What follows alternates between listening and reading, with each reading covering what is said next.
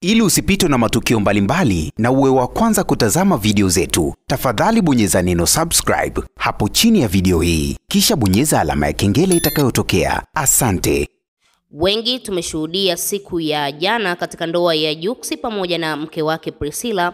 Mastaa wengi mbalimbali walihudhuria katika ndoa hiyo, lakini pia wengine wakiwa wamependeza kweli kweli kuonesha ni kwa namna gani wanaweza kuvaa na mavazi yanayowapendeza katika miili yao. Bana, ilikuwa kama mashindano ya mastaa wa Kitanzania, lakini pia mastaa wa Nigeria na nchi tofauti tofauti, ili mradi tu kila mmoja aweze kuonesha ni kwa namna gani anajua kupendeza. Lakini pia tulimshuhudia msanii wetu pendwa msanii Zuchu bana, alipendeza kweli kweli na alikuwa moja kati ya mastaa wa kike ambao walijua kuivaa shughuli na walipendeza kwa namna ya tofauti, namna ambavyo vazi lake lilikuwa limedesigniwa, basi tunaweza kusema ni ubunifu wa hali ya juu sana. Lakini pia msanii Diamond Platnumz na yeye pia alipigilia mapigo ya white tupu mpaka juu, alitilia kitambaa fulani hivi cha kuonesha ni kwa namna gani na yeye ameweza kupendeza kweli kweli, na designer wake ameweza kumdesign akapendeza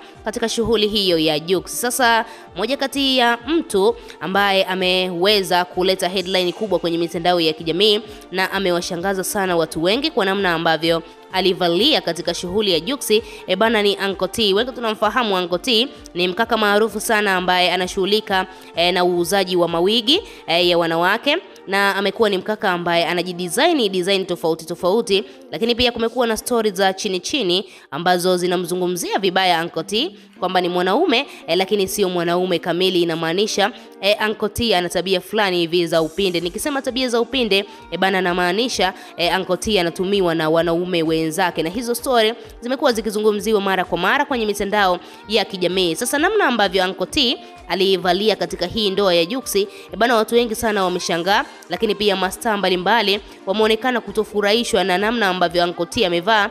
Ni kama vile ameamua kutangaza ushoga moja kwa moja, kwa sababu hilo vazi sio vazi la kuvaa mtoto wa kiume. Sasa Diamond Platnumz bana, baada ya kumaliza shughuli nzima ya Jux pamoja na Priscilla, aliulizwa swali na moja kati ya mwandishi wa habari bana, analionaje vazi la Uncle T bana. Diamond alicheka sana na kudai kuwa Uncle T amevunja rekodi. Ukiangalia hilo vazi ni kama vile vazi la kushuti, lakini kusema kuja nalo kwenye shughuli kama sherehe kama hii ya Jux pamoja na Priscilla, Diamond Platnumz amegoma moja kwa moja na kudai kuwa hilo vazi ni la kike. Na ukiangalia Wakorea wengi wa huko nje wamezoea kulitumia hili vazi, na sana sana wanalivaa wanawake na wala sio wanaume. Ukiliangalia hili vazi ni suti sio suti, ni gauni sio gauni, yani halieleweki kiukweli. Lakini Diamond Platnumz amedai kuwa Uncle T kama ni ubunifu ni kama vile umezidi kwa kiasi kikubwa sana, kwa sababu hilo vazi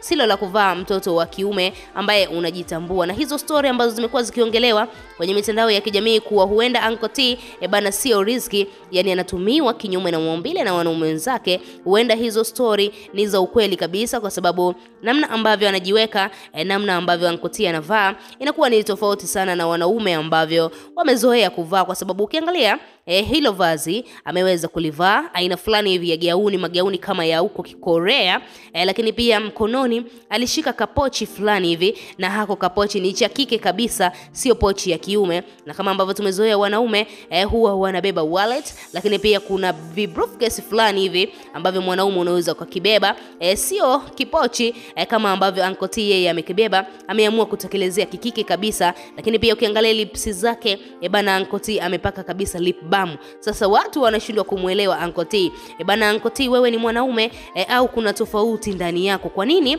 umekuwa ukionekana katika mavazi tofauti tofauti ukiwa umevalia kama mwanamke na wala sio kama mwanaume? Huenda zile story ambazo watu wanazizungumzia kwenye mitandao ya kijamii kuwa Uncle T hana tabia za kiume hata kidogo, yani ni mtu fulani hivi, kwa lugha ya mtaani wamezoea kuitumia kama ni shoga.